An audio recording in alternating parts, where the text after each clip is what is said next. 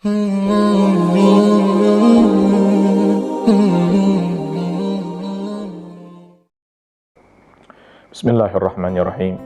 Alhamdulillah, wassalatu wassalamu ala rasulillah Muhammad bin Abdullah wa ala alihi wa sahbihi wa man wala wa ba'd. Pemirsa dimanapun Anda berada, Rasul Shallallahu Alaihi Wasallam pernah bersabda, sa'ah wa sa'ah. Ada kalanya seseorang itu mengalami satu hal, satu kondisi di mana dia itu bisa dekat dengan Allah Subhanahu wa Ta'ala, merasa imannya kuat, merasa biasa kadang orang ingat mati gitu kan, dekat kepada Allah. Dan ada satu masa di mana imannya turun, di mana merasa jauh dari Allah Subhanahu wa Ta'ala. Seorang sahabat bertanya kepada Rasul Shallallahu Alaihi Wasallam, ya Rasulullah, kami kalau misalkan dekat denganmu, kami berada satu majlis duduk denganmu, iman kami ini rasanya kuat, rasanya tinggi, selalu kami ingat kepada Allah, merasa dekat dengan Allah Subhanahu wa Ta'ala.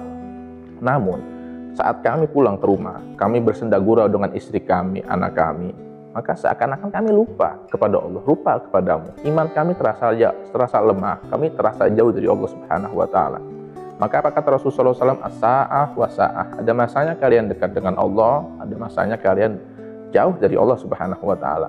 Maka kata Nabi Shallallahu Alaihi Wasallam, andaikan kalian selalu senantiasa berada di dalam kondisi di mana kalian itu bersama aku, selalu ingat dengan Allah, merasa dekat dengan Allah, la saufahatkumul malaikah. Maka kata Nabi, kalian akan dijabatangani, disalami oleh malaikat. Maka ada kalanya orang itu jatuh terperosok di dalam satu kondisi yang dia itu merasa hancur, dia itu merasa, ya saya ini sudah tidak ada harganya, saya ini sudah ada nilainya. Maka kata para ulama, jangan kita itu terus terpuruk dalam kesedihan, terpuruk di dalam kegagalan.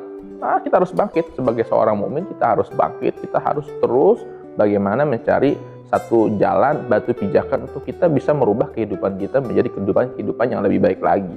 Maka Imam Atha Ibn Athaillah Sakandari, pengarang kitab Hikam, mengatakan, maksiyatun awrasat dzullan khairun min ta'atin awrasat takabburan. Satu maksiat yang dilakukan yang kemudian menghasilkan satu sifat rendah hati, rendah diri, sifat tawadhu, itu lebih baik daripada taat, yang taat itu akan melahirkan sifat sombong.